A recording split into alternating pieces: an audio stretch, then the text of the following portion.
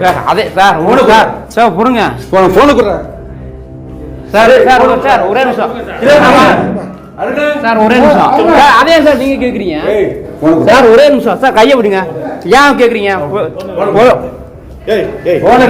ஒண்ணு இல்லை sir cellphone இது பண்ணுறது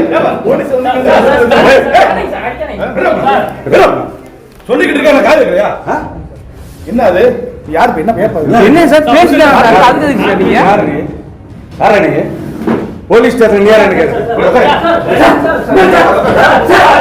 சார் சார் சார் ஏன் சார் நீ பாபாய் பயம் படாத இன்ஸ்பெக்டர் தெரியாதா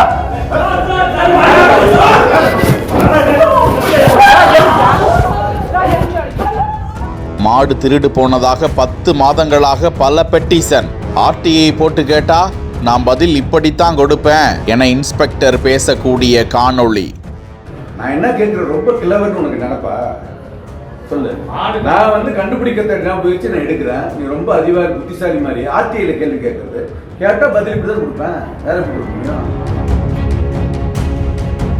ஏன் நடவடிக்கை எடுக்கல என இன்ஸ்பெக்டரை செல்போனில் வீடியோ எடுத்ததால் தாக்கி செல்போனை பறிக்கக்கூடிய காணொளி.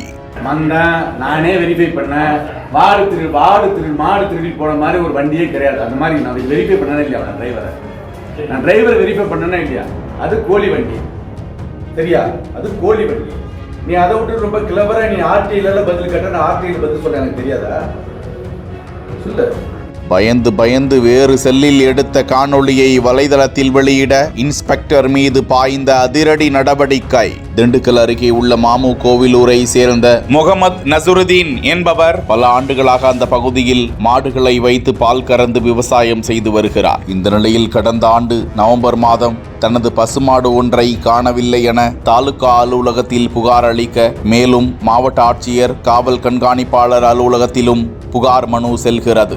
இது சம்பந்தமாக மாடு திருடியவர்கள் சம்பந்தப்பட்ட பைக் உள்ளிட்ட தடயங்களை தாலுகா காவல் நிலைய ஆய்வாளர் சந்திரமோகனிடம் தெரிவித்த போதும் இதுகுறித்து விசாரித்த அவர் நடவடிக்கை எடுக்கவில்லை என்று கூறப்படுகிறது. இதுகுறித்து தகவல் அறியும் உரிமை சட்டத்திலும் புகார் குறித்து 10 மாதங்களாக விசாரணை இல்லை என முகமது நசுருதீன் தரப்பில் மனு அளிக்கப்பட்டிருக்கிறது. இந்த நிலையில் காவல் நிலையம் சென்ற நசுருதீன், அவரது மகன் உள்ளிட்டோர் தங்களது செல்போனில் கேமராவை ஆன் செய்து கொண்டு ஆய்வாளர் சந்திரமோகனிடம் பேசிக் கொண்டிருந்த போது நசுருதீன் மகன் செல்போனில் வீடியோ எடுப்பதை பார்த்துவிட்ட ஆய்வாளர் சில காவலர்களோடு சேர்ந்து அவரிடம் தாக்கி செல்போனை பறிக்கக்கூடிய காட்சி அவர்களோடு சென்ற மற்றொருவர் வீடியோவாக பதிவு செய்து அதனை வலைதளத்தில் பரப்பியிருக்கிறார். இதுகுறித்து காவல்துறை கண்காணிப்பாளரிடம் புகார் கொடுக்கப்பட்டதை தொடர்ந்து திண்டுக்கல் தாலுகா காவல்துறை ஆய்வாளர் சந்திரமோகன் பணியிட மாற்றம் செய்யப்பட்டிருக்கிறார். மேலும் தாக்குதல் நடத்தியதாக காவல்துறை ஓட்டுநர் ஒருவரும் பணியிடை நீக்கம் செய்யப்பட்டுள்ளதாக தகவல் வெளியாகியிருக்கிறது.